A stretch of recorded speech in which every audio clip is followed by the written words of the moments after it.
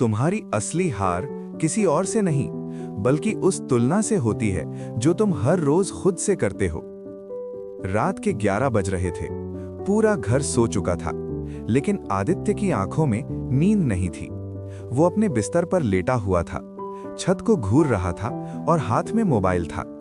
Instagram खुला हुआ था।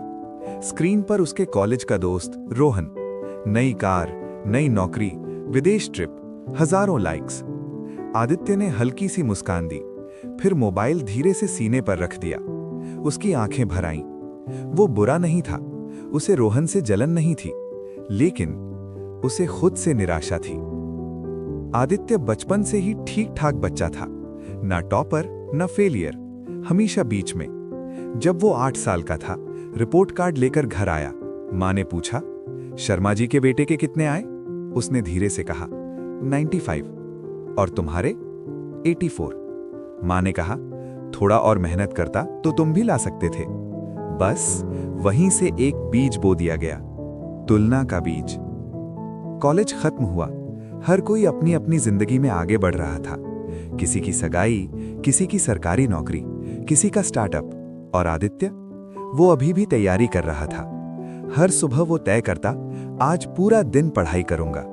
लेकिन जैसे ही फोन उठाता, किसी की सफलता दिख जाती और उसके अंदर एक आवाज गूंजती, देख, सब आगे निकल गए, बस तू ही पीछे रह गया। धीरे धीरे उसका आत्मविश्वास टूटने लगा। वो पढ़ने बैठता, लेकिन दिमाग में सवाल चलता, क्या मैं सच में काबिल हूं? शायद मैं उतना टैलेंटेड नहीं हूं, शायद मैं एवरेज ही हूं। उसका फोकस पढ़ाई पर नहीं, अपनी कमी ढूंढने पर रहने लगा। वो खुद का सबसे बड़ा आलोचक बन गया। तुलना सिर्फ उसे दुखी नहीं कर रही थी, वो उसकी मेहनत मार रही थी। वो कोशिश करने से पहले ही हार मान लेता, इंटरव्यू देने से डरता, फॉर्म भरने से पहले सोचता, अगर रिजेक्ट हो गया तो? उसे अब असफलता से नहीं, लोगों की सफलता से डर लगने लगा था। एक दिन उसने अपना पुराना स्कूल बैग खोला। अंदर एक छोटा सा सर्टिफिकेट था, ड्राइंग कंपटीशन, फर्स्ट प्राइज। उसे याद आया, वो कितना खुश था उस दिन। उसने माँ को दिखाया था, माँ ने गले लगा लिया था। तब उसने किसी से तुलना नहीं की थी, तब वो बस खुश था।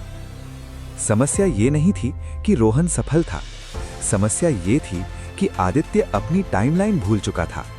हर इंसान की रफ्तार अलग होती है, लेकिन सोशल मीडिया सबको एक ही रेस में खड़ा कर देता है, जहां कोई स्टार्ट लाइन पर है और कोई फिनिश लाइन के पास, और हम सोचते हैं मैं पीछे हूं। उस रात आदित्य ने फोन साइड में रख दिया।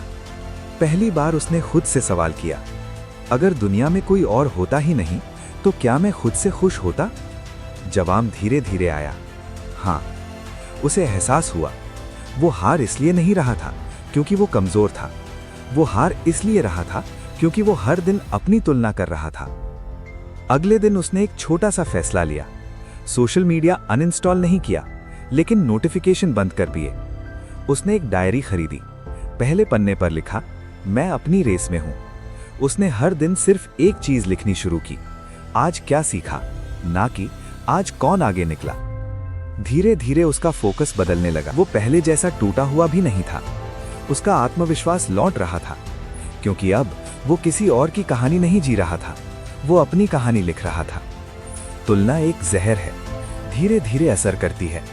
पहले आत्मविश्वास मारती है, फिर हिम्मत, फिर सपने, और सबसे खतरनाक बात, ये सब चुपचाप होता है। आज भी अगर आदित्य किसी की सफलता देखता है तो वो खुद से कहता है, उसकी जीत उसकी कहानी है, मेरी जीत मेरी होगी, क्योंकि उसने समझ लिया है, कॉन्फिडेंस तब मरता है जब हम खुद को कम समझने लगते हैं, और खुद को कम समझना शुरू होता है तुलना से। तुम पीछे नहीं हो, तुम बस अपनी अलग रफ्तार पर हो।